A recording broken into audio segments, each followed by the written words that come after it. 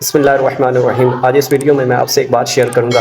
اگر وہ ہمارے دماغ کے اندر بیٹھ گئی اور ہم نے اس کا کنسیپٹ کلیئر کر لیا تو آپ خود نوٹس کر لیں گے کہ ہماری لائف میں اس کے کیا فائدے ہیں اور کیا نقصانات ہیں۔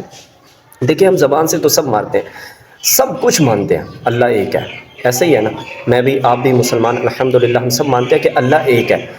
ہم اللہ کو تو ایک مانتے ہیں لیکن اللہ کی نہیں مانتے۔ مثال کے طور پہ ہم اللہ کو تو مانتے ہیں، زمین آسمان سورج چاند ستارے یہ سب کچھ اللہ نے بنایا، سب کچھ، زندگی موت یہ سب کچھ، مال دینے والا، رزق دینے والا، اولاد دینے والا، یہ سارا اللہ کرتا ہے۔ بالکل ٹھیک ہے اور حقیقت ہے، اللہ کرتا ہے۔ ہم اللہ کو تو مانتے ہیں لیکن اللہ کی نہیں مانتے۔ اللہ کی سے مراد یہ ہے کہ لائف میں جو ڈیفیکلٹیز، جو پریشانیاں، جو مشکلات، جو تنگیاں، جو سختیاں، جو بھی سخت آزمائشیں آتی ہیں، ہم اس پہ ٹوٹ جاتے ہیں، نا امید ہو جاتے ہیں، مایوس ہو جاتے ہیں، خودکشیاں کرتے ہیں، اس طرف آتے ہیں۔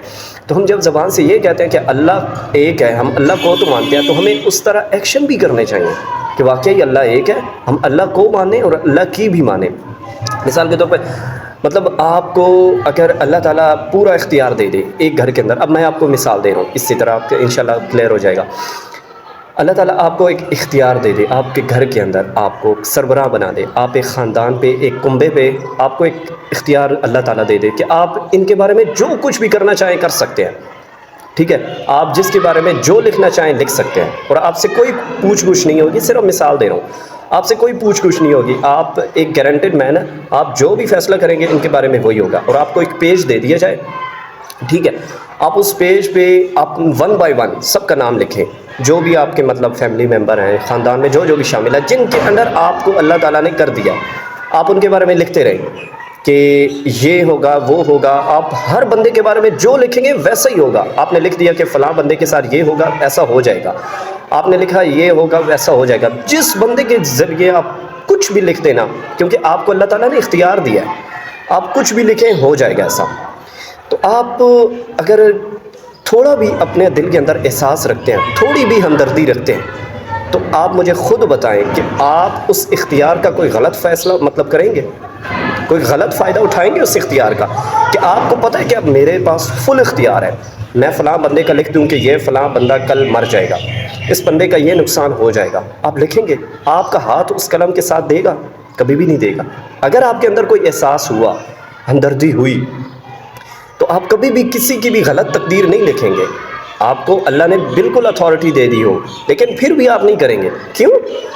آپ کے اندر ایک احساس ہے، ایک ہمدردی ہے کہ یار یہ میں غلط کر رہا ہوں، یہ غلط میں لکھ رہا ہوں، میں اس کا فیصلہ غلط کر رہا ہوں۔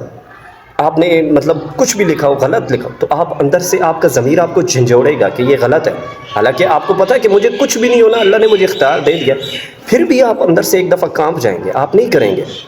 تو آپ یہیں پہ اس پوائنٹ کو سمجھ لیں کہ آپ انسان ہو کہ کسی کا غلط فیصلہ نہیں کر سکتے، کسی کے بارے میں غلط نہیں لکھ سکتے، غلط تقدیر نہیں لکھتے، تو ایک اللہ رحمان ہو کہ وہ کیسے کر سکتا ہے؟ وہ خدا ہو کہ کیسے کر سکتا ہے؟ وہ غفور الرحیم ہو کہ کیسے کر سکتا ہے؟ یہاں پہ اب آپ کو انشاءاللہ بات سمجھ آ گئی ہوگی، لیکن اب آپ کے اندر ایک سوالیہ نشان ہوگا کہ نہیں، میں نے دیکھا ہے، میں نے نوٹس کیا، میں نے فلاں کام کیا، مجھے اس کا پھل نہیں ملا، میں نے کسی کو نہیں چھیڑا تھا لیکن میرا لائف میں میرا نقصان ہو گیا، میرے ساتھ وہ بھی انسیڈنٹ ہوا تھا اور یہ بھی ہوا، وہ آپ گننا شروع کر دیں گے مائنڈ میں کہ میرے ساتھ پھر ایسا کیوں ہوا، میرے ساتھ ایسا کیوں ہوا، یہ ہوا، وہ۔ تو آپ اس سوالیہ نشان کی جگہ ایک چھوٹی سی آیت یہاں پہ لکھ لیں، بلکہ بٹھا لیں کہ اللہ نے قرآن میں صاف کہہ دیا کہ عجب نہیں کہ ایک چیز آپ کو اچھی لگے لیکن ہو سکتا ہے نتیجے کے لحاظ سے وہ آپ کے لیے بری ہو، اور عجب نہیں کہ ایک چیز آپ کو بری لگے لیکن نتیجے کے لحاظ سے ہو سکتا ہے وہ آپ کے لیے اچھی ہو۔ اب اس سوالیہ نشان کی جگہ یہ آیت آپ فٹ کر دیں تو آپ کا پورا کانسیپٹ انشاءاللہ کلیئر ہو جائے گا اور آپ کو پوری بات سمجھ آ جائے گی۔ تو لائف میں بھائی انسیڈنٹ آتے رہتے ہیں، اتار چڑھاؤ چڑھتا رہتا ہے۔ پیغمبروں کے ساتھ نہیں ہوا؟ حضرت مریم کے ساتھ اللہ نے کیسی آزمائش لی، حمل ٹھہرا دیا بغیر شادی کے، اللہ اکبر۔ اسی طرح حضرت ایوب علیہ السلام سے اللہ نے بیماری کے ذریعے ٹیسٹ لیے، حضرت یعقوب کو اللہ نے بیٹوں کے ذریعے ٹیسٹ کیا، حضرت ابراہیم علیہ السلام کو طرح طرح سے، لیکن اللہ تعالیٰ نے پھر ہم سورۃ انبیاء میں کیا فرمایا؟ کل من الصابرین، سارے صبر کرنے والے تھے، اللہ نے سب کو صبر کرنے والا پایا۔ تو بھائی صبر کا بڑا رول ہے لائف میں، رک کے انتظار کر کے اللہ کے اس فیصلے کو، اس حکمت کو چیک تو کرو۔ تو ایویں نفس کا غلام نہ بنو، شیطان کے ہتھے نہ چڑھ جاؤ۔ ٹھیک ہے، لائف میں اگر ہم اس کانسیپٹ کو کلیئر کر رہے ہیں کہ جو کچھ بھی اللہ کر رہا ہے ہمارے لیے بہتر کر رہا ہے، اللہ کبھی غلط کر ہی نہیں سکتا، اللہ کی یہ صفت ہی نہیں ہے کسی کا برا چاہنا۔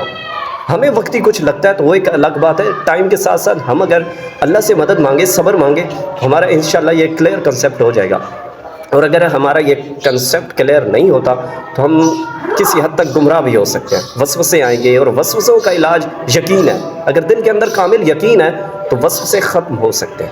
اللہ تعالی ہمیں سچا اور کھرا مسلمان بننے کی توفیق عطا فرمائے۔ جزاک اللہ۔